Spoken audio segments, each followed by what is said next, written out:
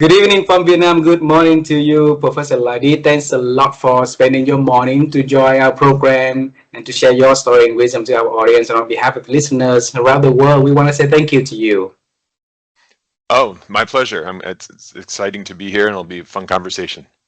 And so you haven't been to Vietnam. If you decide to travel to this part of the world, please let us know in advance. Now you have a new friend, new family. We would love to take your family around to show you our people, our culture, our food, and exciting things here. Okay. Okay, yeah, that sounds good. I like banh mi, You like but banh mi. I need to get there. Wow, where did you get your first banh mi? I think North Carolina, but I think it was authentic. I read about it afterwards. So I mean, it's a combination, right, of French and Vietnamese. Yeah, so I like sandwiches. So Absolutely, we have the best banh mi in the south of Vietnam where I live. So if you come okay, here, I'll show you a famous place here. Okay, all right. Well, and now I have an excuse. Yeah. and for a taste about culture, it's very honored if we can have you to share a little bit to our audience about who you are and the work you do. Would you please Mhm. do that for us? Yeah, I mean, the fastest explanation, I'm a professor at the University of Virginia, which is in Charlottesville, about 2 hours south of Washington, D.C.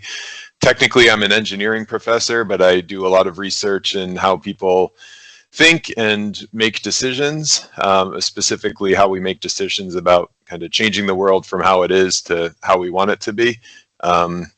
So that's my job. I write books. One of my books is called Subtract, The Untapped Science of Less. And then I've got a book coming out in April called In a Good Place, how the spaces where we live, work, and play can help us thrive. And so I do my research, I write books, I do things like this, and talking to people. I think I started doing it because that's what you're supposed to do when you have a book, is go out and talk about it. But I learned so much from these conversations, and it's really like priceless way for me to to keep growing. So so that's a little bit about me. Before I was a professor, I played professional soccer, and before I also worked in kind of construction management for a while before becoming a professor, and I'm also a dad and an assistant soccer coach now. So soccer, for professional soccer, which team did you play? Pittsburgh Riverhounds. So they're in the second division in the United States. But it was in the U.S. you play, like, especially back when I was playing college, you play through college and then you try to play professionally. And so I did that for a couple of years. And I mean, I was making enough money to support one person, but Lionel Messi, it was obvious that my career wasn't gonna be able to be a long-term proposition. But it was a fun experience. I got to see a lot of the country. Of course, soccer is a really every country and every culture has some relationship to soccer, it seems like, and so it's a really good way to kind of learn about the world, and it's been a good kind of lifelong passion, and I'm excited for the World Cup coming to the United States, and coaching my son, who's now 11 and really loves the sport. So Wow, Professor Leidy. Soccer, when I came to the US in 2000 as an international student, I missed okay, soccer a lot, right? where were you in the US? I was in Seattle. That's why my children were, we sent our Okay, children to okay. Seattle. And I remember that one night I bought a lot of food. I invited my friends over. I bought beers and we ordered a football game, and uh from I think this network or something like that, a pay-per-view, right? And then all three of us are international students watching football, and this is not football. And I'm sorry. Yeah. and then since then we knew that American football is different than our soccer around the world, and soccer back then it was not really like famous in America, so you so you have a very beautiful journey that you introduced to us in less than 3 minutes, and that's not fair for our audience. And this conversation is to dive in deeper to know why soccer, why engineer, why people, behavioral science, how did you come up writing the book? So let's travel time with us, okay? Okay. Uh, so if you come to Vietnam with your family, I would love if we can go to my hometown as well. It's in the middle of the country called Da Nang City. So Okay. I Yeah. was born there in a very poor community, in a very poor family. And one night we had electricity. The next night we did not have electricity, so it's dark. And in Mhm. that darkness, right, I always wanted to become an astronaut so that I could fly to the moon and I can, enjoy the beautiful sky and brightly up there. But life has taken me to a very different direction, Professor Leidy. So for you, when you were little, what was your first dream about the work that Leidy is going to do when he's growing up? Yes. Yeah, I mean, being a professional soccer player was definitely my first, okay, I'm thinking about the future. What am I going to do? And how would that be really fun? I mean, I probably thought about professional basketball and, any sport that I played. But then the more that I was playing soccer, then I was like, okay, this is something that I want to try to do. So that was really my driving motivation all the way through middle school and high school and college, basically between the ages of 10 and 20. That was what I was focused on. And I knew that education was important, and my parents were making sure that I was still learning. I mean, I did my engineering degree while playing soccer in college, so it wasn't like I was to the side, but that was definitely my first career goal. And as you said, like, I mean, soccer in the US, I mean, I had that goal before there was a professional league in the United States. So it was a stupid goal. But then, the World Cup came in 1994, and then a professional league came. And then, so by the time I got old enough, there was that opportunity. Was there anyone in your family, in your neighbor, in your community that influenced you, that leaded you to have Oh, the yeah. interest in soccer? Who was Yeah. I that? mean, both of my parents are incredibly supportive. I mean, when people ask, okay, what's your, how would you be successful, or what's your recommendation? And it's like, pick good parents. So, I mean, my dad saw I liked soccer and literally started a whole league in our town so that I could be able to play soccer. And then, as I got better and better, he was like figuring out, okay, how do we have better competition, and how do you get on better teams? And so I've just, a tremendous amount of support from my parents. And then also definitely some coaches. I had a really great high school coach, but I also had a coach who, there's school soccer, and then there's kind of club soccer where, now it's all professionalized, and there are professional coaches who get paid to coach the kids and help them get better. But when I was playing, there was just this guy who volunteered to coach all the best kids and to help them get better. And so many of the kids from that team then went and played in college, and, he just, because he loved the sport and wanted to help kids, was able to, kind of help people get better at soccer. And then I had really good coach in college who made it so that I could take the step from college to professional soccer. So it's certainly a journey that you can't make on your own. And of course, soccer is a team sport, right? So any kind of success that I had was completely reliant on having a good team. And, I did my part in trying to, make it a good team and but if I don't have good teammates, then I'm not successful and not making it to the next step. So I really, that's one of the most fun things about sports, though, right? It's like the most fun thing are those relationships and working hard and together to try to achieve a common goal. Wow. And which position did you play? I tried to score goals. So So like if the attacker. yeah, well, I mean, yeah, sometimes they'd my coach would joke. He said he'd put me at like the defensive midfield, and then I'd like run up and try to score goals. So eventually, he just switched me to offensive midfield. But I played, like, back when I was playing, there was more that kind of number 10 that sat in behind the forwards, and I would do that. That was my favorite position. Who's your most favorite soccer player?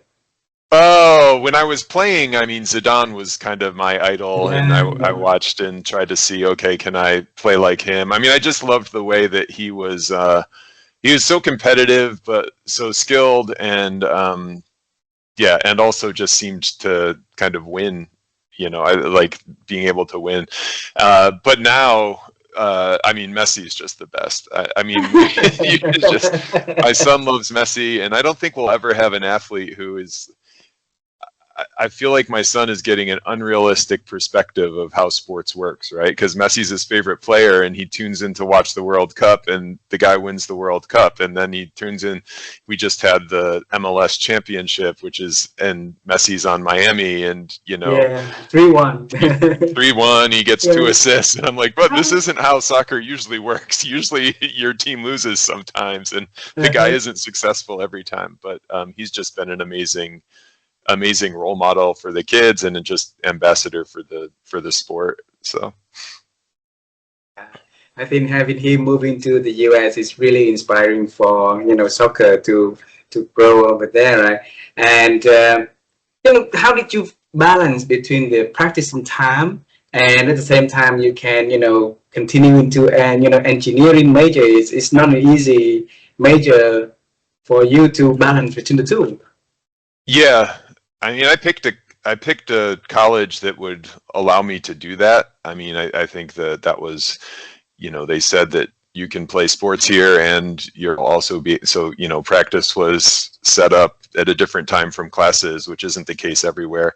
But I also think it was just a matter of, um, time management, right? I mean, your soccer's using your body, and so it's not like it wears out your brain, and then the engineering isn't wearing out your body. So it worked to be able to, you know, work really hard at practice, and then go do my studies, and then probably, well, definitely less parties and less socializing, but and less.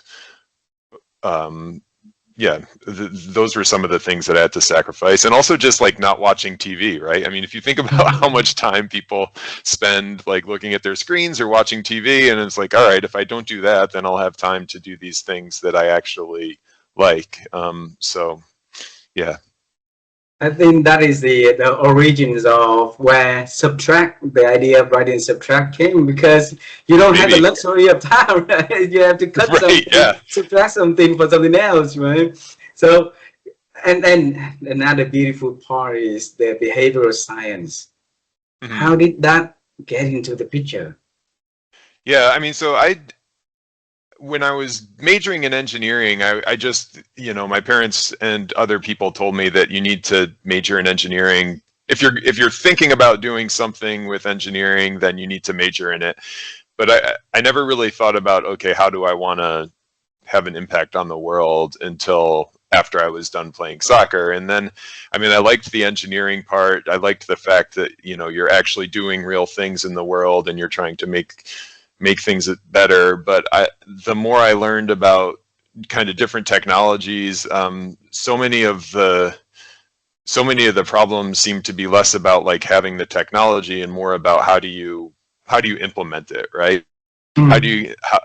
How do we figure out what people really want, what people really need, and how do you like meet those needs? And it's not always a purely technological solution, or maybe it's a different technological solution when you understand that. So I just started to think about behavioral science in that context. And as an engineer, you're not, I mean, I never took a class in psychology, right? And so you're kind of, there's this,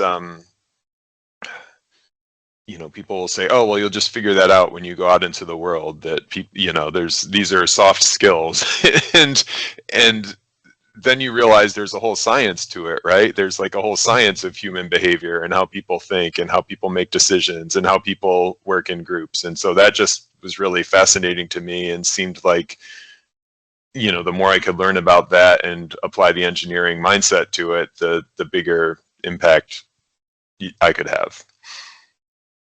I'm just curious to know, when you say that you want to have an impact on the world, that leading to the journey of learning, to help people understand between what they want, the needs, and it's not about technology, it's about people. So back then, what did you think about, changing the world?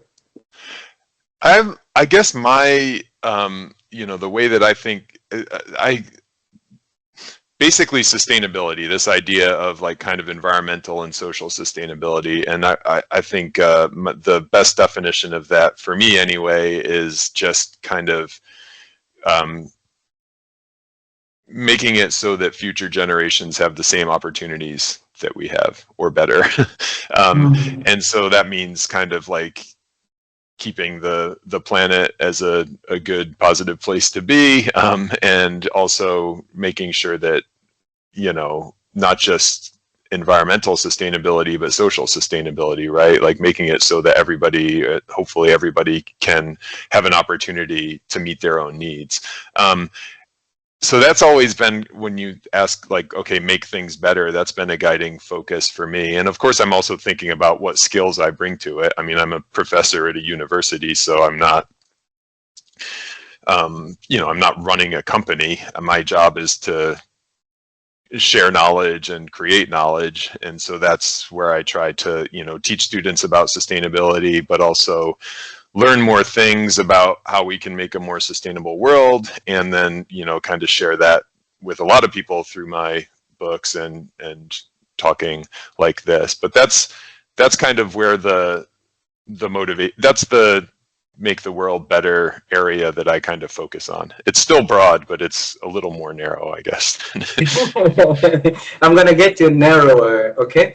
Because 2.5 months ago, my wife and I, we bought a platform called Sustainability Mind.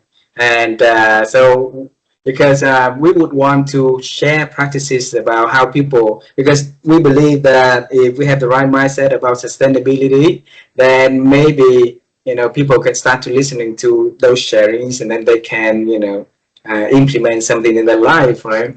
And it all starts with, yeah. Oh, that's beautiful. I mean, sustainability is such a mental thing, right? This is what happens in our head then gets put out into the world. And I think that if we can work on it in our minds, that's a great intervention point. So sorry, I interrupted, but I'd love to hear more about the platform. What does it do? It's a good interruption. Interrupt more. Okay. So, Leidy, the question for you is, if you define a sustainability mind, so what would that be in your own word? Oh, that's a good question. You've probably thought more about it than I have. My first reaction is that it would get, I think sometimes we don't necessarily think about what our true goals and values are, right? And so it's, first and foremost, a sustainability mind would say, oh yes, I do want a world in which, everybody can meet their own needs, and I want to make sure that people in the future have the ability to meet their own needs. And then you've got this kind of framework. It's like, okay, this is what, then if you need to make a decision about solar panels or electric vehicles or recycling, you can run it through that filter. But I think that's really important, because when I work with students on sustainability, and these are really like well-meaning students and grown-ups too, where sometimes people have their pet project, right? It's like, I want to clean plastic out of the Pacific, or I want to make sure that there's a composting service in my dormitory. And those things are all great, but I think that if we have to say like, okay, what's the real goal here, and then what's the kind of greatest impact we can have on it, and then you might come up with some different ways to actually make changes. I don't know if that makes sense. And I think the book Subtract is I wouldn't say it's the core sustainability mind, but it definitely comes from this question of like, okay, how are we thinking about changing the world? So the idea in Subtract is that when we try to change things, our brains default to, what can I add to make this thing better, right?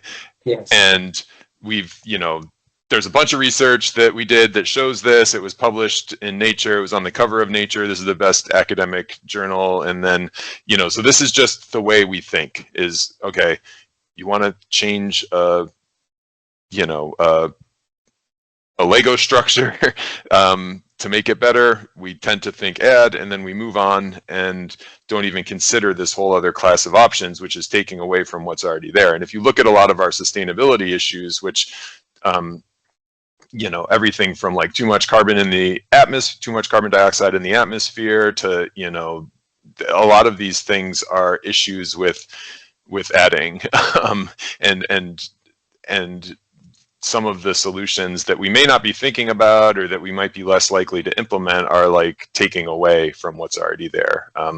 Maybe another example is just if you're thinking about green building, for example, you know, people are like, oh, here's this new fancy like bamboo flooring and it's totally sustainable and you can put it down and it, you know, regenerates every 10 years, so it's okay.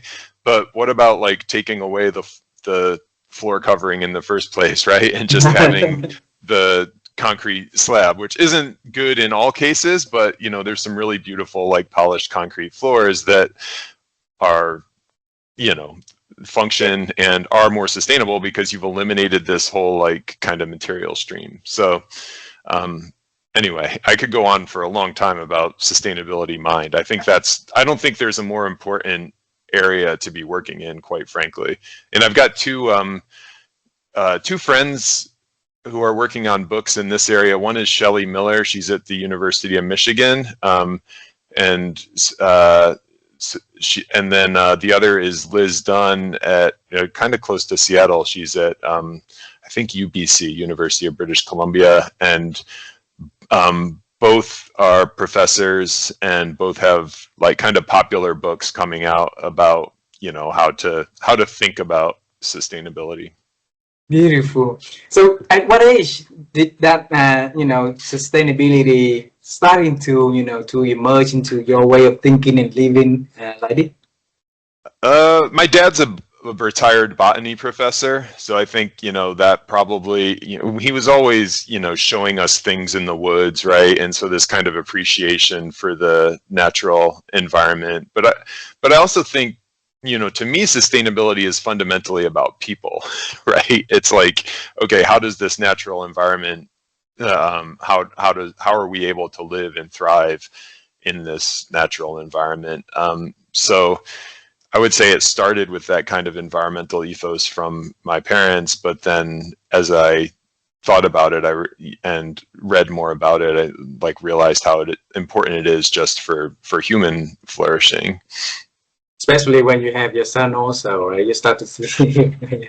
Yeah. Yeah. Well, and yeah, you know this, but I mean, once you have kids, you see both, okay, what's their life going to be like? But I think one thing that's really striking for me is seeing how different his life is, because he's got me as a parent who's like been to college and has resources versus a kid who doesn't have those things. And and as much, I mean, the US is pretty good in trying to provide like equal opportunity, but there's no way you can say that that kid has the same opportunity as my son, right? I mean, it's a, you know, it's a social thing that we need to try to keep closing the gap on.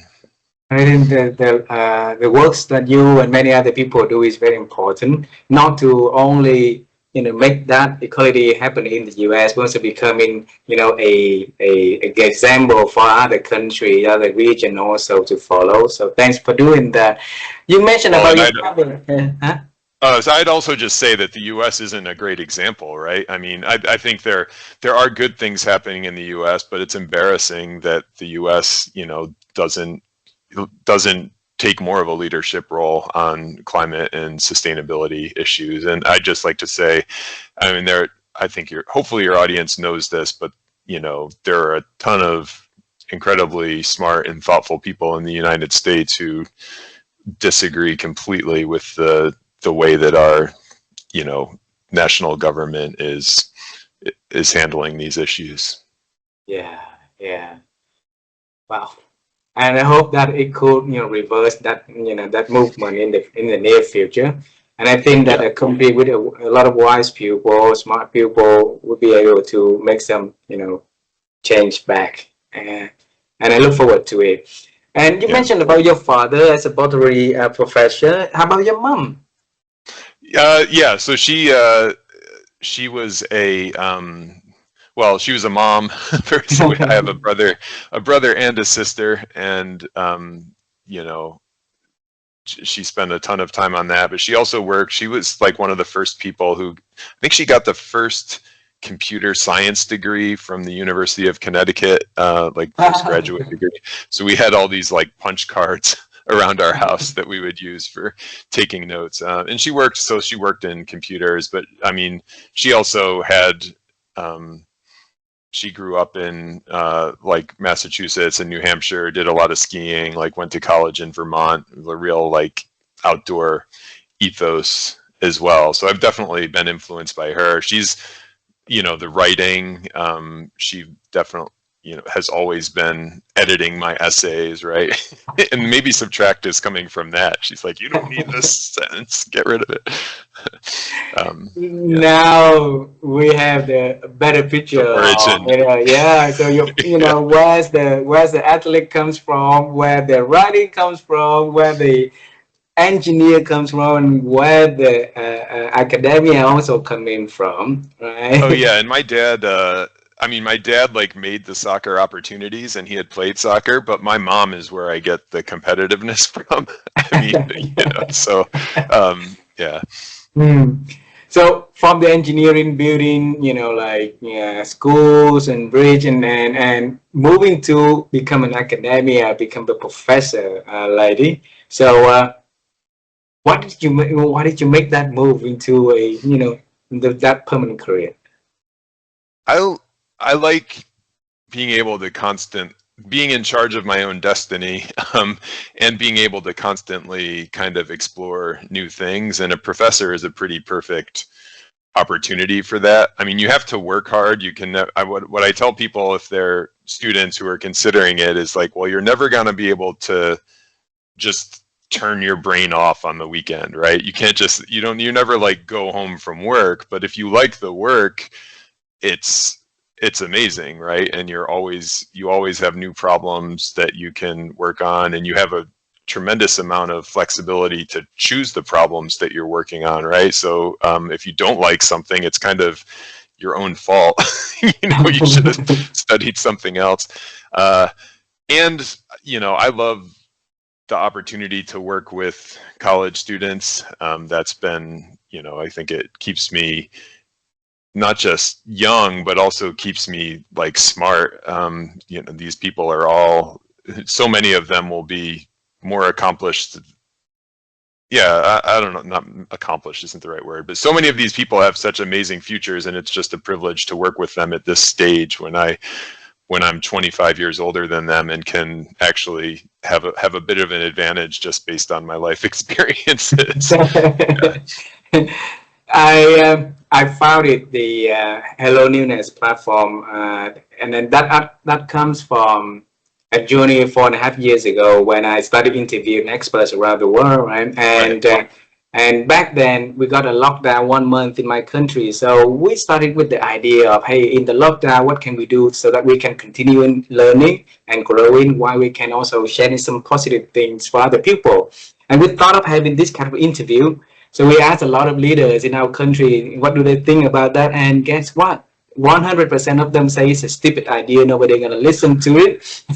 And so my wife and I sit down and say, hey, if they say no, it's a good opportunity to do it so that we can make an example for other people. And little to what we know, we thought that we are going to do it for 30 days of lockdown. We do it up until today. We interview over 1,200 people in 100 countries, 7 continents. And one of the things that we figured out, that amazing people always have a reservoir really opening for newness in their life, new opportunity, new people, new ideas to explore, even in the old way, old works, that they started finding way to see things new. And for you, you know, you're moving from one thing to the next thing to the next thing to the next thing, really open for that newness. So I want to help people to be more confident in the way that, you know, we change through having newness in their life, embracing newness. So if you look at your journey and you can give some word of advice for people to explore new things in their life and embrace the newness mindset, what is that you can give to them?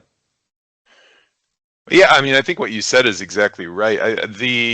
For me, I mean, so go back to this soccer example. So here's this thing that, I had this goal since I was 10, right, to be a professional soccer player, and then you kind of achieve it. And then when I was done playing soccer, it was like, it feels good for a week where you can be like, okay, I achieved my goal. But you realize that the fun is not the end, right? The fun is the process and the doing it and the having something that you're working towards. And so I think, I didn't frame it so much as newness as just what's the next thing that you're trying to do, right? And it's not, you're doing it because of maybe you need to get paid, or maybe you need to, you just want to have a sense of accomplishment, but actually that's where the fun is, right? That's where you get this feeling of satisfaction. I mean, in my next book, I talk about how our surroundings meet these basic needs that we have for like agency, competence, and connection, right? And like agency and competence about newness, right? Like, can I affect my world? Can I do things? Can I do things and grow by doing so, right? And it's like that's a never-ending process, right? And you see once that. And it's fun. I mean, I think that the fun maybe is the thing that I keep going back to. It's like sometimes we see it as work, or sometimes we see it as like a struggle, and it's like, no, that if you don't have that, things become very, very boring, and that's where that you're getting rid of where the most rewarding things are happening. Wow. Since you mentioned about the book already, let's jump into that book, because by the time that we launch in this talk, it could help with, like a pre-release of the book also. And congratulations for the first book, being translated to many different languages in different countries. And I hope that it will go to our country soon. And for the second book, what's the difference between, what's the update from the first to the second? I mean, so the first book is about subtract. So the first book is all about this idea that we default to adding when we try to make things better, and it talks about the contexts, all the different contexts in which that happens, and ways that we can do better. The second book is it's taking on this idea of like kind of an interaction between what's going on in our brains and what's going on in the world around us. But it's like, how does our relationship with our physical surroundings meet our basic needs for agency, competence, and connection? And the idea being that there's all this advice on how do we design your kitchen, or what's the right office workspace, but fundamentally what matters in our relationship with our surroundings is that it's meeting these basic psychological needs that we have, right? And so we should be asking, like, how is this space going to allow me to grow and to show competence? How do I have agency in this space? How is this space going to help me connect with other people and also connect with the physical environment? So it's trying to show that those are the things that we should really be focused on when we're thinking about our physical surroundings. And it's a little bit too, so much of obviously there's all this focus now on, okay, well, like we're looking at our phones all the time, and that's not good. And, I agree with that, but it's like, okay, where should our attention be, right? And we've evolved where our attention is in the world, right? And it's in this like three-dimensional, multi-sensory, ever-changing environment. And hopefully the book plays a small role in like kind of pulling people back into that environment, right? Like this is an amazing relationship we have with our surroundings that, you know, can do things that our phones just fundamentally can't. So what triggered you to write that book? That was the book that Subtract I wrote because, you know, I did the research. The In a Good Place, I did the research. It was an important finding, and it was something that needed to be shared with the world. In a Good Place is more like I've been thinking about that for a really long time. I mean, it goes back to the sustainability mindset things that we've talked about, where it's like, okay, what's happening in our brain that is shaping the world around us, and what about the world around us is shaping what's in our brain?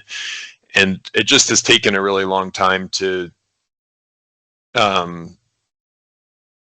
figure out what's most important for readers to hear about that. I mean, because there's a lot of interesting things there, but some of it is just interesting and not immediately, you know, practical. And I wanted to be able to share what's interesting, but also what's useful. And so I guess it's just been, you know, kind of 10 years of trying to figure out what, you know, how to share that. And of course the writing helps my own thinking, right?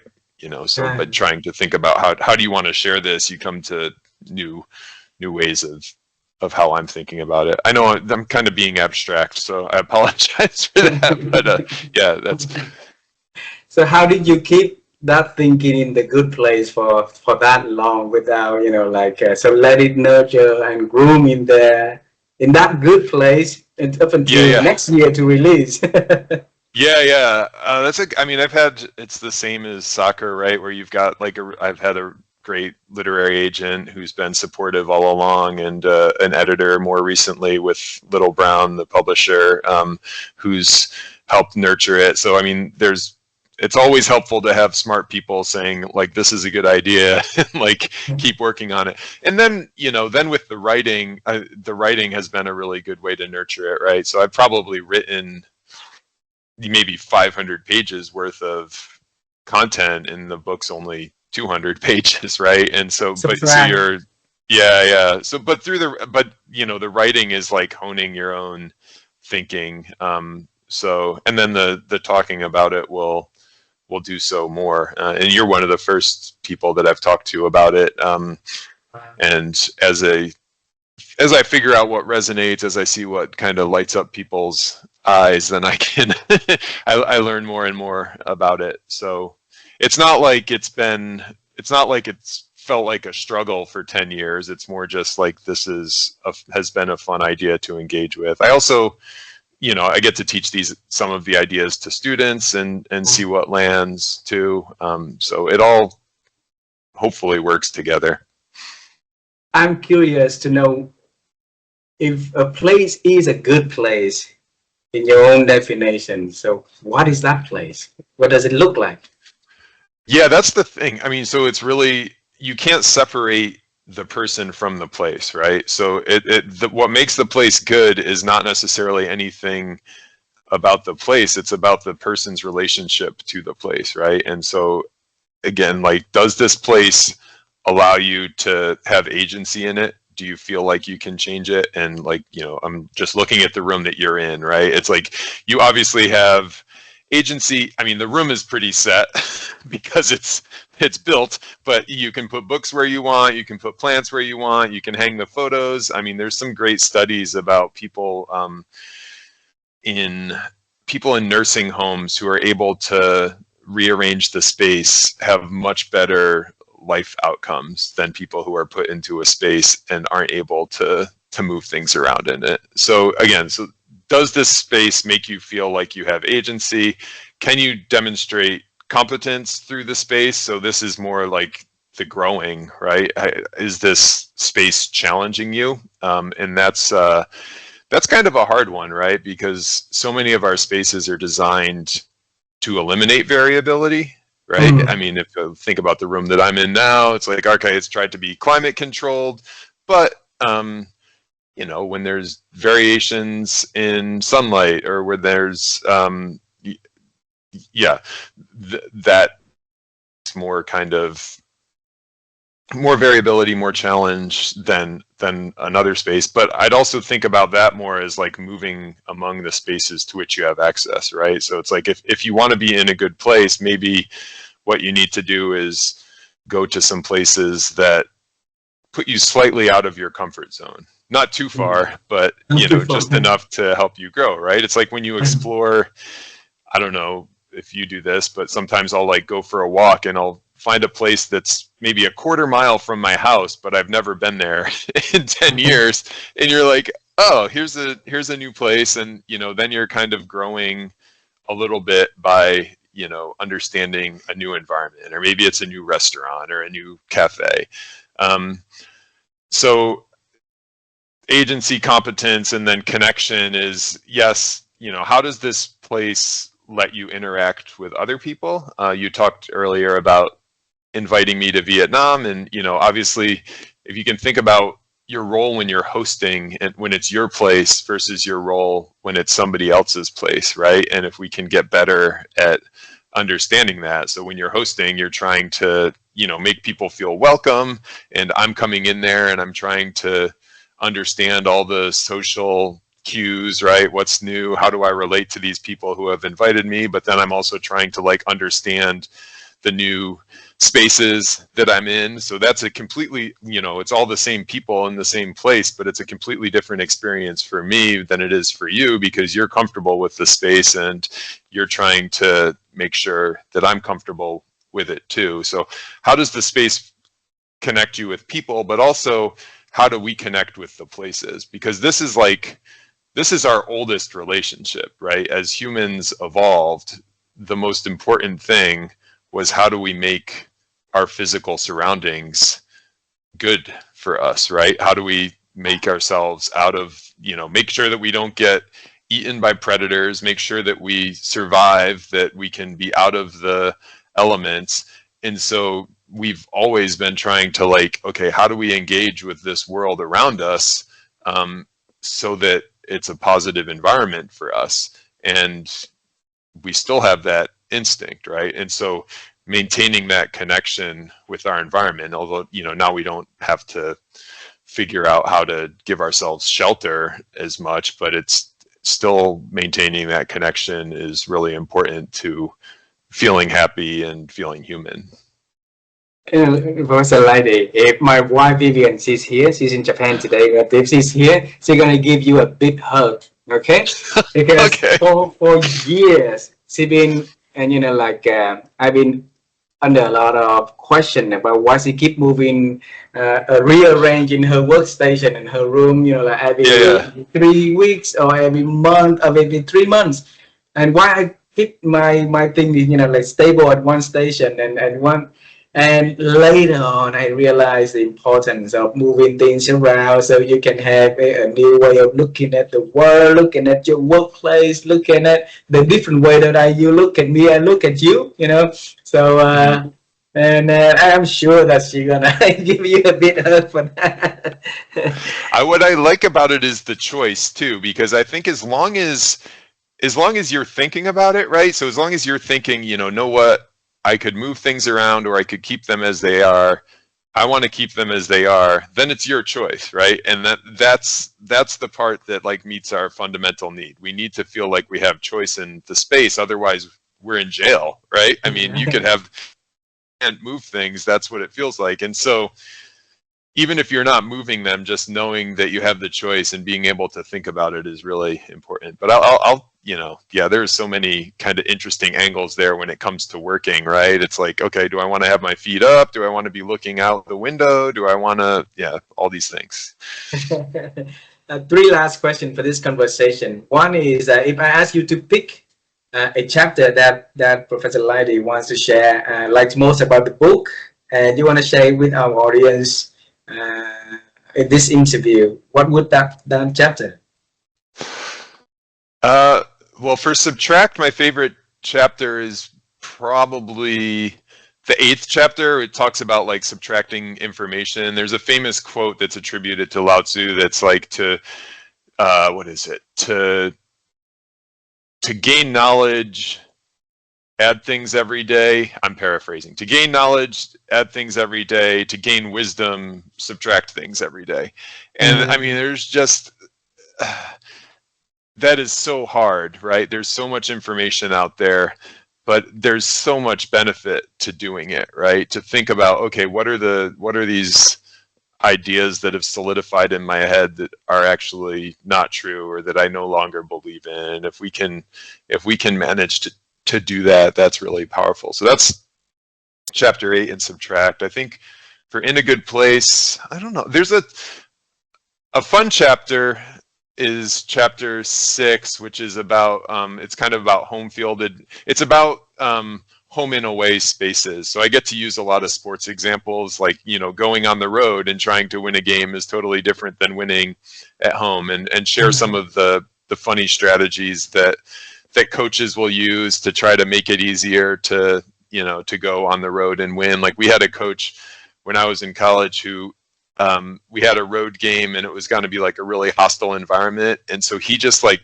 purposely showed up late like 10 minutes before the game and just like threw us on the field to play so that we didn't have time to, you know, kind of feel like we were, and I don't know if that was like the right thing or not, but I think it's interesting to think about the different ways that those dynamics work. And I got to use a lot of sports examples, and yeah, so that was fun.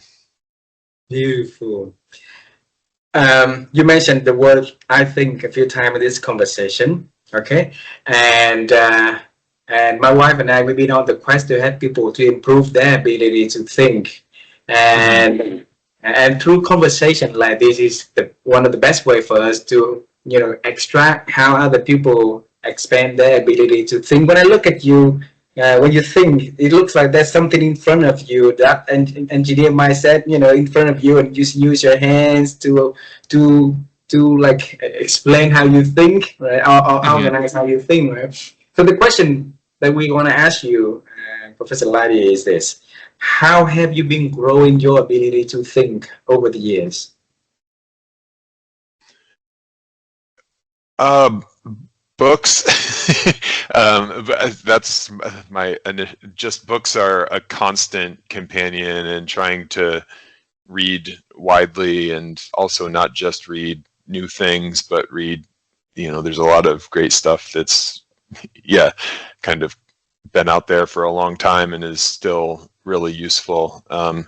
So books are definitely one. I think, you know, again, the conversations, I could do a better job with. I think what you're doing with the conversations is smarter than what I basically like take the conversations that I get offered, right? But I think being really proactive about them, as you guys are doing, I think is probably a better model, right? If you can put some thought into it and say, this is a person that I'd like to talk to, and have that conversation, that's amazing too. But I also combine that with the books, because to me a book is a conversation with like the best part. A good book is a conversation with the best part of that person, like distilled into a package of that's like covering their whole life.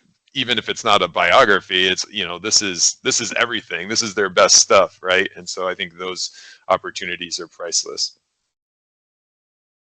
Thank you very much for sharing that. The last question, and we're gonna travel time the last time in this conversation, okay? And I'm trying to think where I'm gonna bring you to. Let's bring you to one of the game that you lost when you were lost. when you were. Just joking. You never lost. You just gain experience, right? So yeah. So for example, like we bring you to the dining table at the end of one of the games that you finished, put it that way, the soccer game. So your parents, it can be a loss, yeah. Okay, put it the last game, okay? And now you and I enter your home, where you back then talk to your parents about the game, the loss, the, you know, and that experience. Then are you gonna tell all of them about the journey ahead of, you know, Leidy? What is that you're gonna tell that little Leidy and your parents?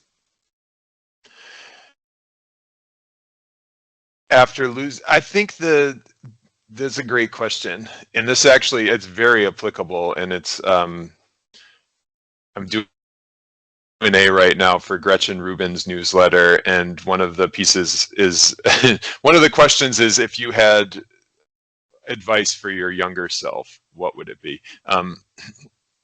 And also another of the questions is like, what's a kind of mantra that you have? And the when I was playing soccer, one of my coaches gave me this poem, and like one of the sentiments in the poem is basically life is a little bit what happens to you, but mostly how you react to it. And that was always, you know, after we lost, first I'd blame the refs and, you know, come up with all these excuses, but then I'd ultimately get to this place of like, okay, we lost. How do you solve that problem, right? How can you make it better? Why did we lose? How can we fix that thing? Maybe it's, you know, hey, our left back didn't have a very good game, but I'm really good friends with the left back. Maybe I can talk to him and get him excited for the next game, right? Or maybe it's something tactical where it's like, you know what, they broke our offsides trap too easily. How do we like stay tighter together as a team and not let that happen? Or maybe it's, I missed my shots, so I'm gonna practice more of those shots. So it's like, what's the reaction to it, right? What did I learn from this? What's the reaction? And of course that's, I mean, for soccer, it's trivial, but that's also just an approach to, this is happening all the time to us in life, right? Things are happening to us that are just bad luck, you know, just the way the world is, and that there's no way to avoid that. But then the question is like, how do you respond? And so I think that's probably a great place to leave it. And that's been, you know, a great lesson for me from sports, but obviously more important in life than just in soccer. What about the part that you're gonna tell your parents about the future? About the future, I think it's just, you know, we'll learn from this and move on. Yeah. So what do you mean? Like, tell my parents that About you and the thing that you're gonna do in the future for your parents. Oh, for them? Uh-huh. I think my thing for them has always been to try to do the same thing that they did for me for my kids, or better, right? It's like they set the bar so high in terms of like just clearly always thinking about how do you make this situation good for your kids and for other kids too, not just their kids, but other kids in the community. And for me, I've never felt like I need to give them anything other than that, which is, and they, you know, they don't even expect that, but I do feel very obligated to put the same positive impact for kids into the world that they did for me and my siblings. Professor Leidy, thank you so much for being so kind to join our program to share your stories, to write those amazing books, to teach the students to so that they can be confident go into the world and build the world in the way. And it was very important, and I want to say thank you so much for the kindness, the generosity to join and share all this wisdom for us, and send our love, our kiss to your family. And I definitely would love to see you here, and we're coming to the US often, so if we travel to your part, I would love to have all of us have a, you know, coffee or teas or dinner together. Okay. Yeah, that sounds great. Thanks for having me. This was really fun, and I appreciate your all the work that you're doing. Thank you. Very much. Say hello to your family for us, please. I will. Yeah. Bye bye for now. Bye. Thank you.